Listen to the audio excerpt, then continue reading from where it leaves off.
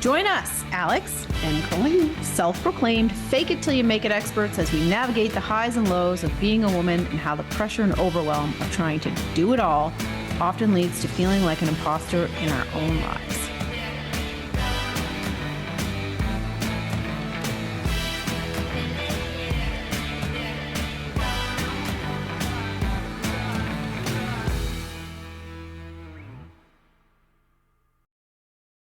Hi, Alex. Hi, Colleen.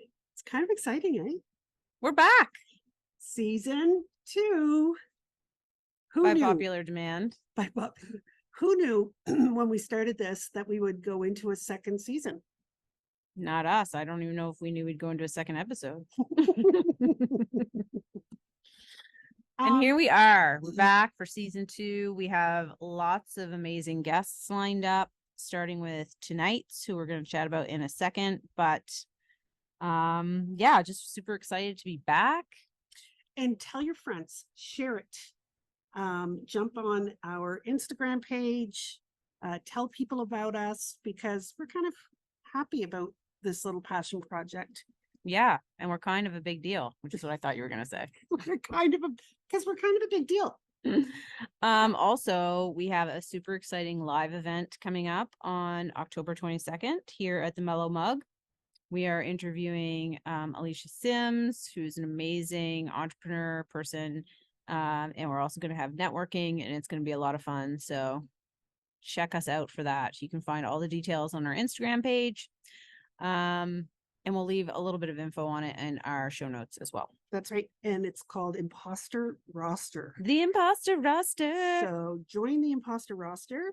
If you've ever felt like an imposter going to a networking event, this is the networking event for you. Yes, because everybody else will be imposters too. That's right. And we are calling all imposters to join us. We'd love to see you there.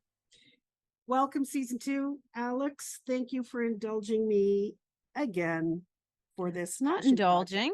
It's of ours. It's a dual indulgence. Thank you for the dual indulgence. One PSA before we launch into the season. Just want you to know that we were experimenting with some different audio visual components, none of which worked out. So you may notice a little bit of discrepancy on some of the episodes in terms of audio, just because we don't know what the fuck we're doing, and that continues to be true. The other thing is, if you listen to our bonus episode, we talked about all of the things we learned. And one of the things we said, you know what, next season, let's do it. Let's go back to once a week. And no, that's not happening. We don't know who we were back then. I didn't like who I was back then. That was ambitious. Yes. Imposter Sisters in June, when the summer was ahead of us. That's right. And we have too much going on in our lives to do this every single week. However, every now and then we might do a second week if we have somebody who is like a 2-part person. Which just might be the case tonight. Which might happen. Then we'll do 2 weeks in a row. But mostly we are going to be doing every second week. So, you know, because we're busy. We have lives. Well, some of us have more exciting lives. lives. We work. There's a lot of shows on Netflix. Yes, there are. Now. Yes. So, and we know you want to watch those too. So we don't want to be bogging you down with weekly episodes, because we know how many of you are dying for each release. That's right. All right. That's it. So here we go. Begin. Welcome to season 2. We're so happy to have you here.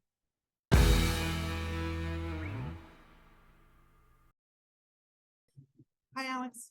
Hi, Colleen. How you doing? I'm good. How are you? I'm good. It was a great couple of days. That's good. Alex, you know what I wanted to talk to you about this week, because this is something near and dear to me. It's kids and sports. Oh, yes. This is new to you. Yes. It's been a fantastic ride. Yeah. My first summer as a sports mom.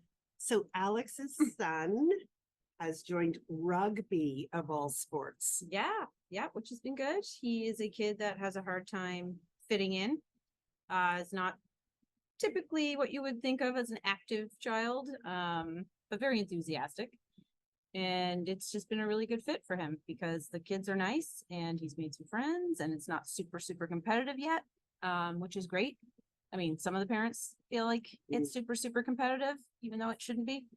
But I think that's what I'm learning is pretty normal as a sports mom. It's normal for every sport. And I love that you said that in the tournament this weekend, you guys were sitting in your chairs and he was sitting there with you guys and he had a bunch of little friends around him talking. I love that. Well, it's the first time he's actually had a friend group. Yeah. And, you know, at almost 12 years old, that's makes me sad, but I'm super happy that he's found one. It's huge. My kids were big into sports. My older two always had an easy time making friends.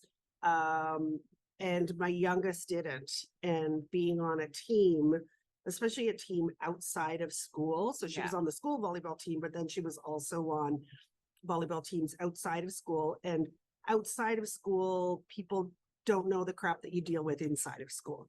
So you can get away from some of that stuff. So it was really, really good. That's what we found, that he can be himself and there's no preconceived notions about who he is or who he was or, you know, past behavior patterns or anything like that. He can just be him and everybody is happy for him to be that person. And that's refreshing and nice. And everybody should have a space where they can do that. Absolutely. I think.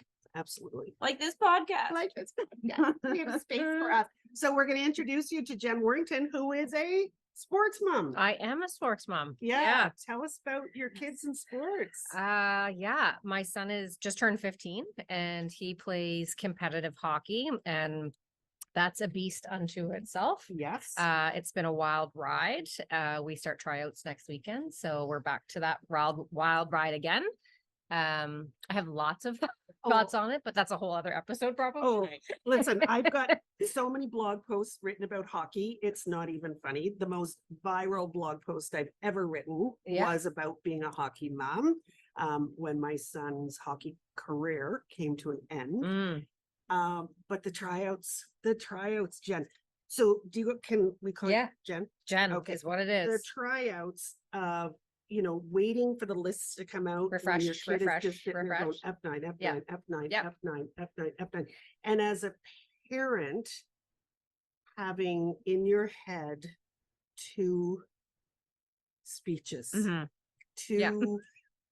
two ideas of how we're going to handle this. If they get on the team and if they don't get on the team. But boy, oh boy, it's hard. It's brutal. It is brutal. And I know they say that, you know, makes them stronger and all this stuff. And I just think that's a load of crap, because I think it's hard to not internalize that even as a parent and an adult, knowing that very rarely does it come down to the child and the talent. It's politics. 1,000,000%. There's so much politics. It's bananas. That's what, and I said this to The my husband parent today friend on the way home. groups and I would never make it as a hockey parent because rugby is enough. And rugby in comparison is like so minor on the scale of the two. I just don't know that I would make it. I wouldn't. There were moments I lost my mind in hockey. I will say, as a hockey mom, moments that I wasn't really, probably not really pleased with my reaction when in retrospect. But you know, I remember my kid this one time in a ball, devastated. And I did the whole, you know, it builds character. And he says, just how much character do I need to build? And I thought, yeah, it's true. How much character do you really need to build? Yeah. You know, my son started late, like, and again, like, we're a hockey country, so you start as soon as they can walk. And my son didn't. He didn't start playing until he was 8. So we were already at a point where you don't sign up with your friends and like you get to try out. So at the beginning, he was always a level below. He caught up really quickly and he did really well. I don't know, he's an old soul in a lot of ways, that this year, he's like, it's going to be what it's going to be. And if I don't make the team I want, then I'll have to go to maybe high school, because first year of grade 10. Or he's like, maybe I'll just play regular. He's like, I'm going to try my hardest. And I'm like, okay, sure. I think that as a parent, you just naturally want to protect them from the demons that are the other hockey parents. But I don't know. He has a really good mindset around it right now. So I'm just going to ride the wave with that. And my daughter is just turned 9. She wants to start volleyball. So we're kind of going down that road. She obviously COVID with anxiety was really hard for her because she was just attached to my hip. Like primary was her first year of school and that was 2020. So she was like, it was wild. So she didn't really do a whole lot. So we'll see what happens with her, but she has a really good, I don't care what people think of me attitude. I So love that. yeah, so she's probably the kid that other sports parents might need to watch out for if she, I like that. gets feisty enough. So that's so important. we can talk offline. Yes. Yeah. I have a ton of advice on both volleyball and hockey. Okay. Anyway, Yeah. that was if you thought, what are they going for this like opening segment? There you know. That's why. There it is. Yeah. So Jen, Yes. welcome to the show. Thank you. Thanks for having me. I'm so excited. Yeah, Yeah. we're excited to have you as well. You're fun to follow online. Thank you. You have a ton of energy. I do. Yes. So why don't you tell us a little bit, or tell our audience a little Sure. bit about who Jen Warrington is and what you do? Sure, absolutely. So aside from being a sports mom, I have been a recruiter since 2007. And in 2020, lost my job, not part of the pandemic. It was part of a global restructure. So it was ahead of when the world shut down. And I was home with a severance package and not needing to worry about childcare. So I thought, well, what is it that I'm going to do? And I decided I was going to take the leap and go on my own. And I really was focusing on recruitment initially, like hiring for businesses, because that was my background since 2007.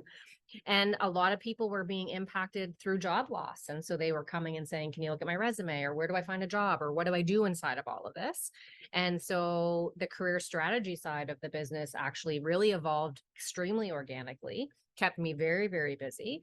And now we're almost 3 years in and just loving every second of it. And I now have a team and all the things. So I'm the career lady. Like I hire people and I help them find jobs they love and make money. So from, the podcast is called Imposter Syndrome. Yep. So from an imposter perspective, I want to talk two things. Yes. Because one, where do you fit with feeling imposter syndrome? Yeah. And two, let's talk about, you coach a lot of Right. women on getting back into the career. So I'm sure you can Yes. share lots about imposter syndrome. Yeah. So let's talk about you first.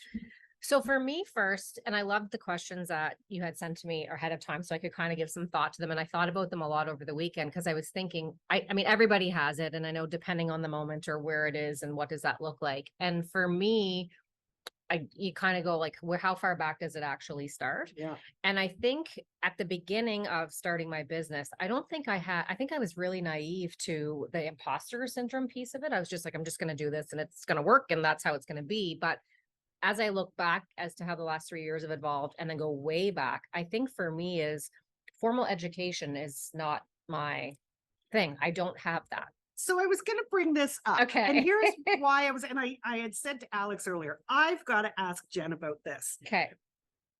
And we'll get back to those other two questions Sure. here in a minute. But when you sent me the message, here's Jen's message from me. Okay. A little bit about me.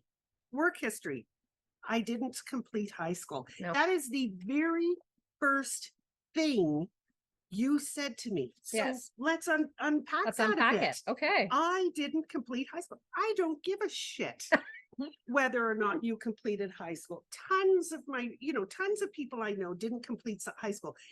But I also know people that didn't complete high school or that didn't go on to university who have said things to me through the years, like I'm not smart, or people don't think that I'm smart because I don't have a university education, or so why was that the first thing you told me? Oh, that's a really great question. Help me, Alex. That's to me, that's an I imposter said, moment. because she said this is the first thing that she wrote. And I said, well, it clearly has meaning for her in some way or another. Yeah. So I'm an open book, full transparency. Like there's no question that's going to like offend me or I'm not going to answer. But I think for me, I led with that because I think so often in the career stuff that I do, people are always about, I have to go back to school. I have to go back to school. I have all this work experience, but I have to go back to school. And I'm always like, you don't. Like if you're an accountant and you want to be a nurse, yeah, you're going back to school. However, before you come to me and say, this is what I need to do in my plan is school, there's so much that I can unpack for somebody to show them that they have 80% of what they already need. And the other 20% is the plan I'm going to give them. Right. And so I think for me, I would never say that I was ashamed of it. Like, it's just the path that it was. And, I think it wasn't that I wasn't smart, because my mom always told me, well, you're too smart for your own good. So I already knew that I had been smart. But I think for me, it was people that talk to me assume that I had this, I followed the traditional path, and it was school and university and worked corporately. And that could not be farther from the truth. And while I've never been embarrassed by it, and even I'm very open with my kids about it, I think that it's just important for me to put it out there, not out of it being, it's part of my story, but it's not something that I'm embarrassed by, because of the fact that, if on paper you look at what I'm doing now and the team I have and all of those things, you would assume. And I think one of the things that gets a lot of people into trouble, especially when it comes to the imposter syndrome, is we're assuming that someone else is better than us and I'm just a person like everybody else. Right. And I just have found my superpowers. Right. Exactly. I think all of that is wonderful. And I think it's wonderful that you share that you didn't complete high school. I think it's incredibly important for people to know, especially in your industry. I don't know that it needs to be the first thing you lead with. Okay. You've got there's anyway. It just surprised me when I read that first. I love that you're saying about imposter syndrome being about assuming that other people are more qualified or more equipped or something like that. Mm-hmm. I think that is so true, that we are making assumptions all the time about the people around us, and largely wrong ones. Yeah, a lot of wrong ones. And I think for me, and again, starting a business and then being able to have conversations with people I'm interacting with, or even like clients that I'm trying to like pitch our services to and what have you, and then realizing they really are no different. Like the job title, the status, the neighborhood they live in, however far down the rabbit hole you want to go with it. At the end of the day, everybody has a story. Mm-hmm. Everybody's story has bumps. And how do we then start to embrace those and not really feel like they're a detriment to us? Right. And especially the older we get, we're going to have more baggage. Yeah. We're going to have more bumps because we're older. We've seen stuff. We've been through the ringer. Absolutely. And for me, I think when now as I'm like thinking back to that, like, why did I lead with that? I think for me, when my mom came to me and she said, because I skipped school, that was my thing. I didn't get in trouble, but I didn't go to school. I just didn't. So my mom was like, you're either going to go to school or you're going to get a job. So my first real actual job was because my mom said, if you're not going to go, which I wasn't, because, it's too smart for my own good or whatever that was, I went and got a job. So that's how my career path started, was the ultimatum from my mom of, you're doing this or you're doing that. And I was like, okay, I'll go work. And that's that's where it had really started from. And I think too, with everything that I do today, I think I'm more creative and innovative. And I definitely I'm more solutions focused, because of the fact that I don't have the textbooks to refer to. And I also don't believe that the textbooks. But you have so much life skill. Well, that's what I was just going to say. I think there's so many different learning styles, and academic learning is not the only way to learn, and not necessarily a better way to learn. No. But for the amount of people that will come to me, and we're talking I work with like mid-level professional, like a minimum of like 5 to 8 years experience, all the way through to like 20, 25 years experience. And more people than I can count say, I'm coming to you because I need help with my resume, but I'm going back to school. I'm like, okay, great. And I do the eye roll in my head, but I'm like, let's just talk this through first. Let's have a look. Right. First. And, if you follow me or you've seen different things, I worked with a gentleman who was a pastor in a church for 20 years. And I'm probably going to have to go back to school because I'm leaving the church. His father was the pastor before him. So nothing on paper made sense. And with a degree in theology and a master's in divinity, you're like, well, what can I really do with that? And we worked through it and ended up that pastors make very, very minimal salary. And he thought he had to go back to school. And he's like, because what are my 2 degrees going to do for me? And the job that he ended up getting through the process is like an operations level position, making close to 6 figures. And it was his experience that he gained inside everything he was doing as a pastor for 20 years that got him that job, not those degrees. For sure. Right. But we're so conditioned to, this is the thing you do. You go to school, you get your degree, you get your job, and nobody stays in the same job for 30 years anymore. No, and you look at so many, let's say, stay-at-home moms that are Right. re-entering the workplace, and they're like, well, I don't have any skills. Yeah, you do. It's like, hang on a minute. Yeah.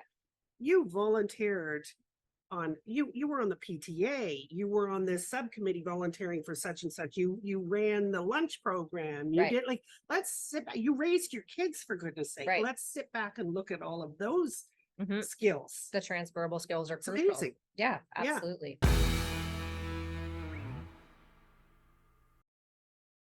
Serving up hot brews, refreshing cold drinks, lots of fresh baked goodies, and delicious lunch options. Visit the Mellow Mug in the heart of Larry Utech for dine-in, takeout, or drive-through service. Their spacious cafe offers a casual and inviting vibe that's perfect for everything from enjoying a good book, hanging with friends, or meeting a colleague. The Mellow Mug is your neighborhood spot for great coffee and delicious eats and sweets. So again, I do believe education has a place. I believe we're in a very archaic model as a whole when it comes to education, unfortunately, for the way that our kids are like everything's at their fingertips. They can, the job options for them to actually generate significant income. We as older generation laugh at that, but Well, like why? Like some of them don't exist yet. Right. Like the jobs that our children are going to have probably don't exist yet. What we're doing didn't exist. Right. Right? Didn't Right. exist. And so I think, again, I think it has a place and I do think that there's value to a degree in it. But the biggest thing for me is being able to speak to someone and say, like, I'm also living proof that you don't need the piece of paper to be successful, as we quote unquote determine success, which would be either the money you make, the revenue you generate, or the status of your job title. Do you think living in Halifax, Nova Scotia, where we have multiple universities, Mhm. potentially impacts our children in that as parents, we're all thinking, oh, you got to go to university. We got a bunch of universities here. Are we a university minded town more so than let's go out and do internships? Let's do some other types of work. I don't know. So for me, my answer personally would be no, because if I have to sit down and have a conversation with my son who's 15 and going into grade 10, mine is go to community college, either do a trade or get where you can get work experience because it'll be so valuable to you. And so maybe it's because I didn't go to university that wasn't part of the plan or the path, but I just think it's just been so ingrained in us from like when the time that I was born in 75. So like growing up, that was always talked about, and probably the years before that and the years after that. I don't know that we as a society are even open to having dialogue outside of this is just what you do. You go to school, you get good grades. If you don't get good grades, then you're not going to have a good job. And if you don't have a good job, you're not going to be successful, like all of those other things. And so from that perspective, I feel that it's just because it's just what we're used to saying. Conditioned. Well, and it's Yeah. not, Yeah. the outcome is not the same anymore. No. I mean, I was born in 78, so basically the same era or It was an generation. era, wasn't It was an era. Feels Those were, like an era. those were some pants. Listen, they're all back in style Yeah. now. So whatever. Anyway, it was the same thing. And the messaging was, you need to do this and you need to do this. But at that point, and probably we were one of the last generations that were coming out of university with a bachelor degree and able to make a career out of it. Oh, yeah. And even that was on the cusp. I graduated in 2000 and I still went back and got a secondary diploma and then still worked my way up from like lower management up until wherever. So I think we were kind of at the end of that generation where it was a guaranteed outcome. 100%. And now it's, what is your first degree? What's your second degree? What's your master's? What's your PhD? And then maybe like 15 years later, you might be able to, prof somewhere or something. Yeah. And I think for me too, like when I remember, and maybe this would go back to some imposter syndrome, when I worked for Manulife for almost 10 years and I did recruitment and I was reviewing resumes for individuals that were applying for jobs that were in the like 40 to 45K range to start. And on their resumes, they had MBAs. And then here's me who has grade 11 and I'm making significantly more than the 45K in the salary at Manulife. And I was thinking like, how is that fair? Right? Like because if technically you follow what you're told you're supposed to do when it comes to education, you would have a, long-term career and you would have all the things. But now, and that was probably, I've had my business for 3, so let's call it 8 to 10 years ago, I was already seeing that. So I had moments then where I'd be like, man, I'd be mad if I was that person applying for the job and I'm the recruiter who, doesn't have the And they have all that university debt. right. Yeah. And they have that. And so when my husband and I met, he had debt from university. And I mean, will he use his degree in the future? Probably. Does he use it now? Not really. So again, that's not the argument we have, but the conversations around my son is 15. He does not know what he wants to do. I'm okay with that. The other people are not. They're like, they panic, right? Like, oh my God. So I've gone through 3 kids now going through the high school graduation, and you're at these high school graduations and everybody's, going, this one's going to Acadia, going to St. FX, going to Dow, like everyone is going to university. And there comes a point when grade 12, when every parent is like, what's your kid doing? What are they doing next year? What are they doing next year? And there is a real uncomfortable feeling as a parent when your kid doesn't want to do the standard go to university. And I will be the mom that's like, we're probably taking a year off and maybe he's going to work for me, or maybe he's going to and I've said like, maybe it's travel, right? I mean, I didn't travel for that degree, but that's such great experience. And again, there's only, and I won't disclose it here out of privacy concern for someone else, but there's only one job I do not want my kids to have. And other than that, I'm all in for whatever they want to do. And when we have those conversations, sometimes I do feel that, because even at 15 and the level of hockey that my son has played, now it's all about the prep schools. Oh, 100%. And I'm like, I don't want him to go to prep school. I don't want him to leave and go to the United States to play hockey. Like, hello, they do. I don't want to be that mom that's like, see you later. But then you're like, oh, should he have tried out? Should I have had him scouted? Should I have had, and then I'm like, wait a minute, you know who you are and you know who your family is and all of those pieces, but it's hard to not get pulled into that. It's really hard. My daughter did went to play volleyball at university, did a semester, and then came to me and said, I cannot stand school. I am only here to play ball. I'm done. I'm out. I cannot stand going to classes. And the only reason I go to class is because I won't play if I don't go to class. So I said to her, well, what are you going to do? And I said, well, you have to work with, whatnot. And she says, I'm going to be a tattoo artist. Well, listen, now she is a very successful tattoo artist doing phenomenally well. But it was difficult coming up against other parents. It took me a little, and I'm a creative person, and Megan knows this. It was very difficult for me. I remember first thinking, oh, what am I going to tell my parents? And then it was, I've got to tell my friends. So when people are saying to me, well, what's Megan going to do? It's like, she's going to be a tattoo artist. Let me tell you, everyone was pretty shocked, and it felt. I know. Well, this is why I don't have other parents as friends. Alex, that's the answer. You do. That is the Alex. Okay. No, now we know how what to You'll be deal doing with something that. ridiculous.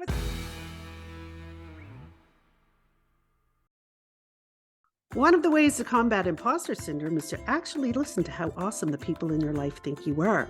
If you're looking for the perfect gift for a loved one, where you can tell them all of the things that make them special, visit my Drawbridge Creative Etsy shop and purchase a Things We Love About You custom poster. With several styles to choose from, it's a fabulous gift for any milestone birthday, anniversary, retirement, or just because. That's an imposter moment, right? That's an I'm not like the other parents whose kids are going to be doctors and lawyers. And that's but not very many of them are, right? Like when they're going to university, they're going because that's just what they were taught to do, or they had to choose. And I don't even know if a lot of teachers probably even feel that university is the way to go anymore, right? Yeah. So for me, I will say, when it comes to like perspective and my mindset, I listen to a lot of Gary Vaynerchuk. Like I'm obsessed with Gary V, and I'm like, he's got it. Like, let them go. Again, if they're not living in your basement at 25 years old, sleeping till noon, then like what's the problem? Yeah. Right? Like, let's let them find their way. And when we were, let's say 15-ish, there was only really 7 careers you could do. And some of them women couldn't even do back then. Yeah.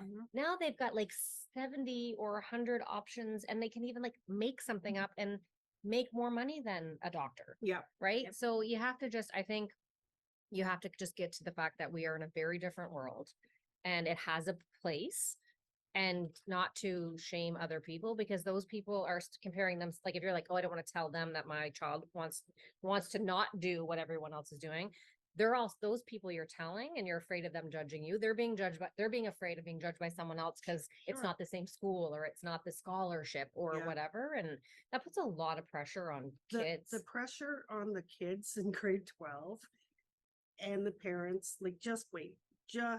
till you see how that Super. rolls out. It's not an enjoyable 6 months. And And it starts like they get their graduation photo taken in October. right. So it is That's fair. starting real fast. And you I know? think, and again, this could be because I didn't finish school. This could be because I also give the middle finger to a lot of things that are supposed to be like standard in the way they are. But if my kids get through school, not on drugs and not having the crap kicked out of that school, we've won high school. Oh, 100%.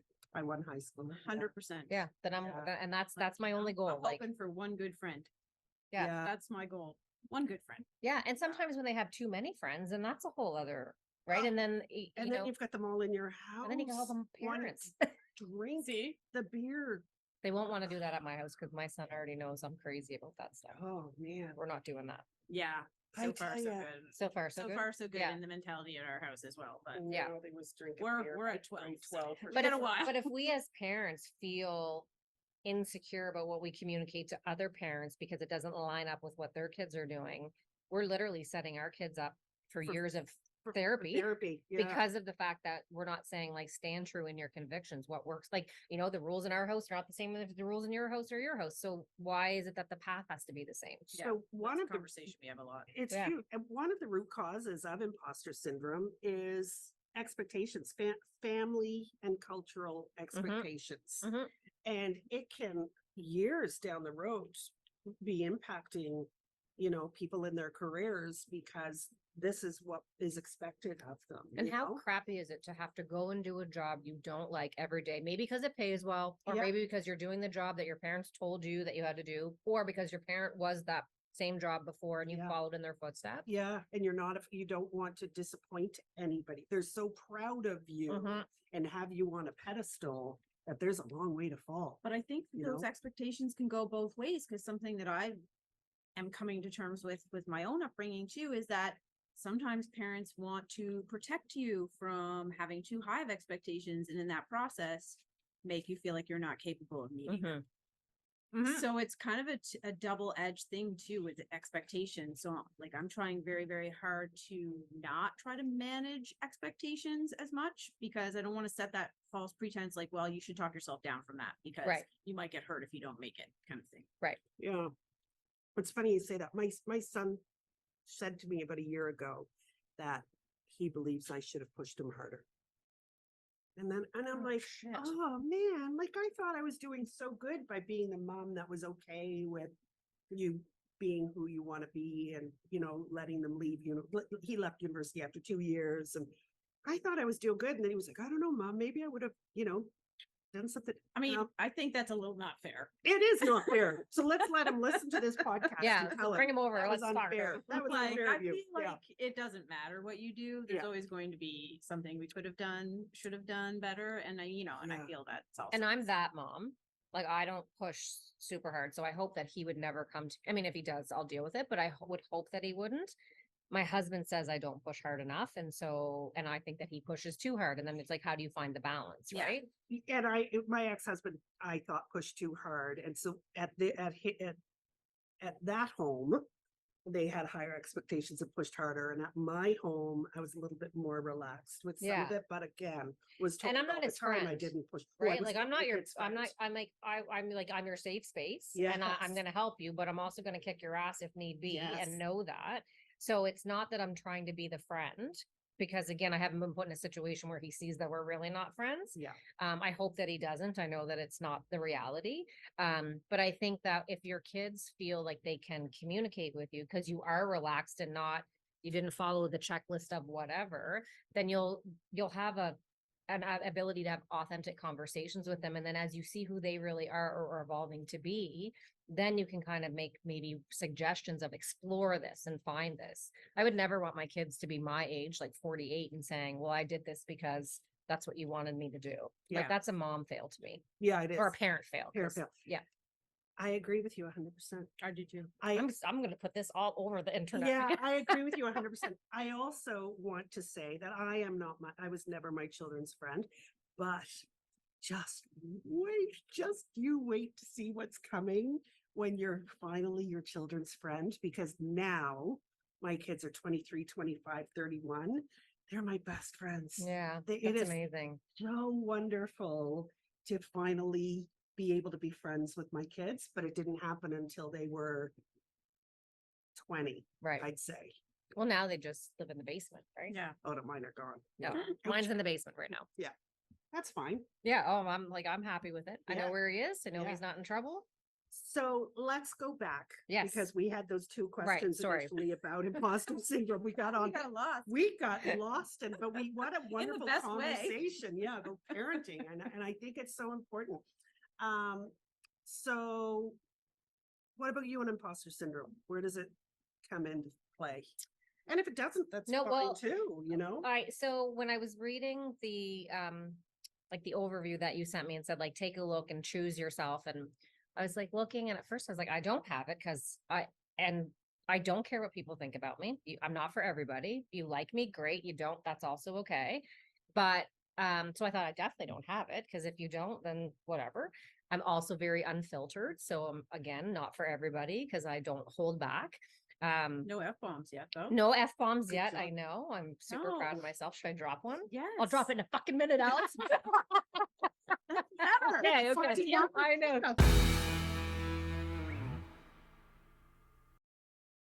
Are you looking to up your social media game? Social media can be intimidating and overwhelming, but it doesn't have to be. At Every Day on Branding, we truly believe that every day is an opportunity to showcase your brand through authentic and aligned social media strategy and content. Whether you're looking for done-for-you social management or monthly strategy sessions, the team at Every Day on Branding can help you reach your ideal audience in a way that feels aligned and drives conversion. If you'd like to have the Imposter Sisters come into your business and help you and your team get comfortable creating social media content, ask us about our new Keen to Screen program, a value-packed social media training for anyone that is looking to up their social media presence either as a solopreneur or to empower their team to be impactful brand ambassadors. So as I looked, I will say my what the fuck moment when I was looking was the soloist. So you're our first soloist. I am? I think so. Yeah, Did we have another think so. soloist, or we might have had somebody that, anyway. I'm so unique, it's crazy. Well, the soloist is a very interesting personality. Okay. Or not personality. Hang on. Imposter syndrome category. The soloist cares mostly about who completes the task. To make it on the achievement list, it has to be you and you alone, because you think you need to do and figure out everything on your own. Needing help is a sign of failure that evokes shame. Well, the last part everything the up to word that. shame. Yeah. I feel no shame. So you feel like a fraud if you had to ask for help to reach a certain level or status. If you don't get to your position on your own, then you question your abilities. You firmly believe you need to do things on your own. You refuse help so you can prove your worth. Do you do any of those things? Yeah. Can I see that first? Yeah. Can I frame this? Yeah. Can I frame this? I'll put it by you sent me the thing, remember before, the you are gritty? Oh, I yeah. have it in my office. I would put it with that. Got to. Yeah, so for those listening, Alex designed a logo for the Fusion Group. Oh, yeah. And we were connected through a mutual contact, and Alex did my logo, and it was amazing and it's awesome. And then she mailed it. It was, I think, in December. It was it's like like Christmas. yeah, and it says Yes. I am gritty. And I was Mhm. like, man, I fucking love this. Like, and so anyway, it's in my office and has been there Oh, that's forever. awesome. Yeah, Um, it's fun too. So I don't feel like a fraud. So one of I feel like I have a hyper independence of not asking for help. And it's more of, if I don't ask you for help, you can't take it away from me, or you can't say you wouldn't have had that without me. And Oh, right? Ooh, that's a deep one. That is deep. so now that could be, in some circles, that's a trauma response to Yeah. not feeling like people show up for you, which I don't feel that is the case for me. My mom showed up religiously until the day she passed away. My dad has shown up and continues to show up. I mean, I'm 48. So I don't have a fear that that people won't show up for me. However, tied to my mom passing away and tying to some things that happened when you think this person's going to be by your side and then it's you that is, but when I thought it don't was make gonna be me you. cry. Oh my God. Right. So Yeah. for me, I don't ever want anyone to come to me and say, you wouldn't have your business because of me if I hadn't have done ABC. I don't want someone to say, well, you didn't get this because it's who you knew or who, whatever. I'm not good with that. So I feel like sometimes I am trying to build all of this 100% myself so that no one can ever say it was because of me that you had this. So I feel like I don't feel like a fraud. It has validated for me that I am really smart and I am really driven. And because if you look at dropped out of high school, didn't get a university degree, didn't really know what she wanted to do until she was, well, I mean, I guess I was probably in my early 30s when I started recruitment, which I fell into. So there was a lot of, you procrastinate too much. You don't finish things that you start, blah, blah, blah, right? Like there's voices, your own and other people. And so now I have been very much validated in none of that is true. And if I was a procrastinator or I was lazy or I didn't finish what I started, we wouldn't be starting year 4 in a month. Yeah. So was it your voice saying those things or was there an exterior voice saying those things? And initially exterior for sure, because I think society is driven to cause fear. So you'll do the things that society thinks you should do, whether that's a parent or a spouse or a friend group or a teacher or trusted whatever. So I definitely think it was exterior before, but I'm very much of, you tell me I can't do this, guess what? I'm going to do it. Might not do it great, but I'm going to do it. So for me, yes, originally it was exterior.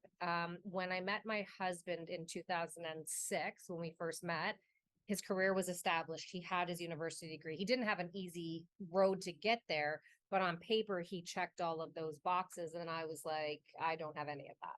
So I struggled with that a little bit at the beginning, not because of anything that he had said, but more so on paper, it doesn't line up. So there's going to be someone in his ear saying, you meet someone who's now living back home after being in Toronto for a couple of years, they're waitressing, you're already established. And I have always been very independent. So it was like, I'm never going to come to you for, like, this isn't the money train for me, right? So initially, yes. But now I don't feel that way. Interesting. Okay, what? Do you think that maybe people... Yes. Yeah. I don't know the question, but I know the answer is yes. Yuck. That people potentially thought that you were marrying to jump on a gravy train. Yeah.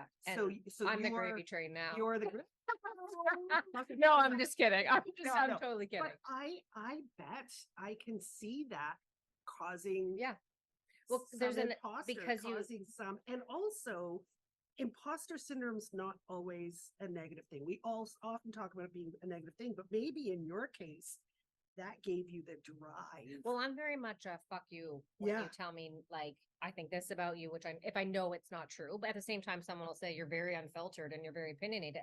100% I am. But if I'm, it's like, oh, well, he was established. He had his career. He's been in the same career that entire time. He had all the things. And then I'm sure people said, well, she's just a waitress. Right. And now, and I've even said to him before, like, did you ever imagine that this is where we would be, obviously, but like where I would be when we met, right? Like I was waitressing. I moved home from Toronto and I was like waitressing, sleeping on my mom's couch. And now I'm, not crushing it. Right. And not. So and he's like, well, no, I knew that, I didn't know what that was going to be, but I knew that you would find your thing. But I'm like, I never really imagined it was even going to be like this. Like when I came to you and we were doing a logo, it was Jen, independent consultant, was going to recruit. Now I've got a team with 3 stellar human beings working for me, and we're continuing to grow and we'll continue to add. We'll probably do 7 figures in revenue this time next year.